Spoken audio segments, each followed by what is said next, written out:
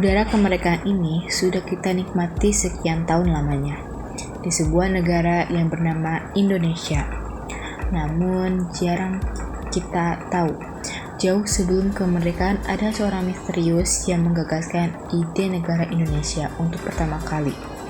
Namanya jarang terdengar, tapi dialah pejuang revolusi yang melampaui zaman.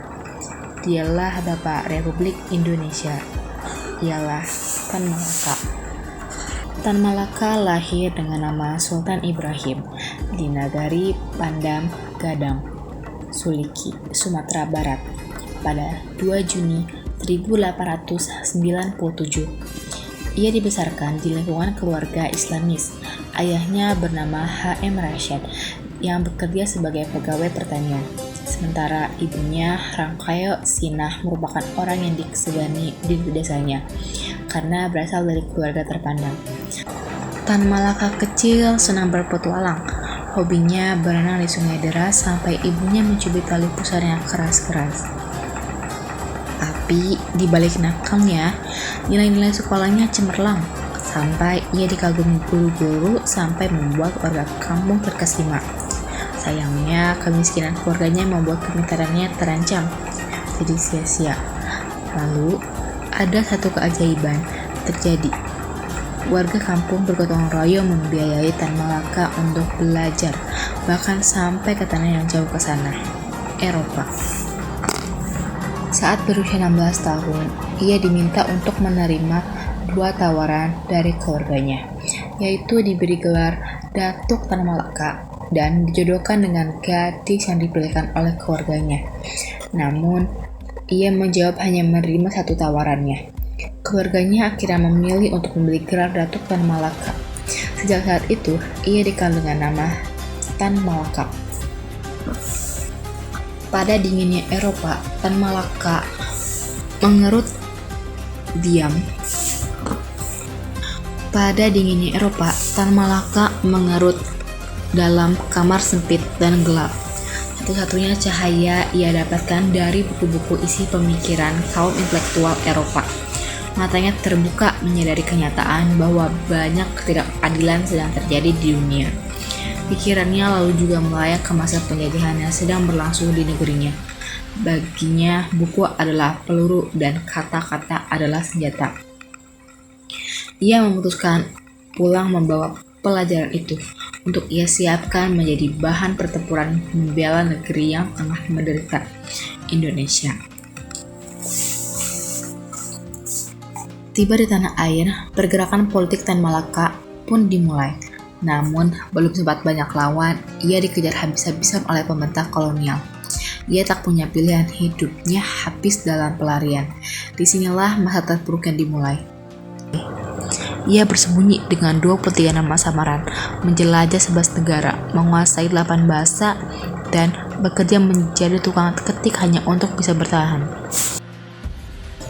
Tapi di balik itu semua, justru dalam pelarian, karya pemikiran terbesarnya ia lahirkan sebuah buku mahakarya berjudul Nar de Republik Indonesia. Buku ini dibaca oleh para pejuang revolusi, menjadi bensin yang menyalut api perjuangan, membuat nama Tan Malaka menjadi legenda.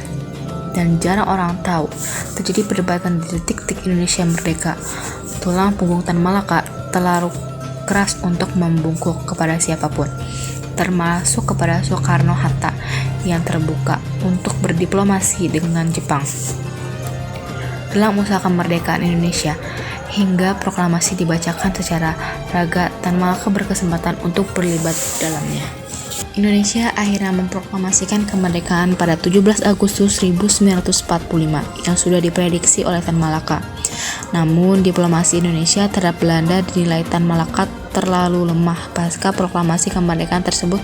Ia kemudian mendirikan Persatuan Perjuangan yang beranggotakan 140-an organisasi politik, laskar dan partai politik, termasuk juga Masyumi dan PNI yang tidak puas dengan lambannya diplomasi Perdana Menteri Sultan Syahrir.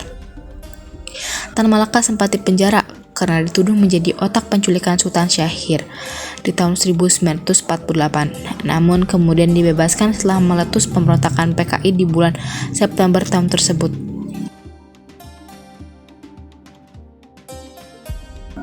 Setelah keluar dari penjara, ia mendirikan Partai Musyawarah Rakyat Banyak atau Murba, sebuah partai politik dengan ideologi nasional komunis. Harry Poes dalam bukunya Tan Malaka, Gerakan Kiri dan Revolusi Indonesia jilid 4 menyebutkan bahwa Tan Malaka menolak menjadi ketua partai tersebut.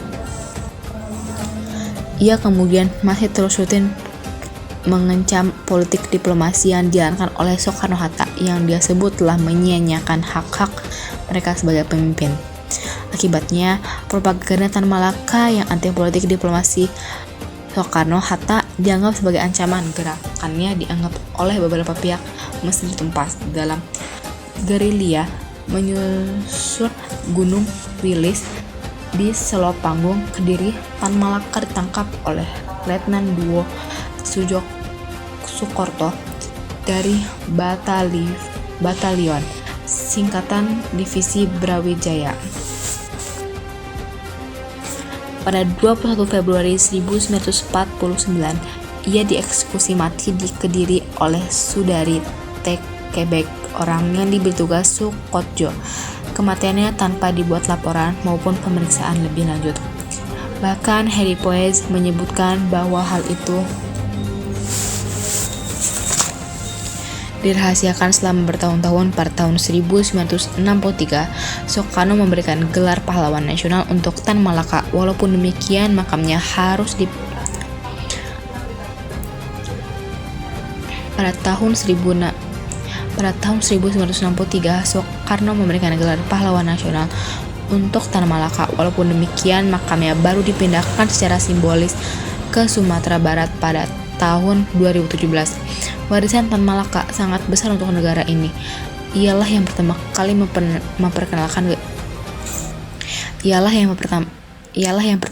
memperkenalkan gagasan Republik Indonesia. Ia juga akan dikenal sebagai pejuang yang berani dan berjiwa sosial.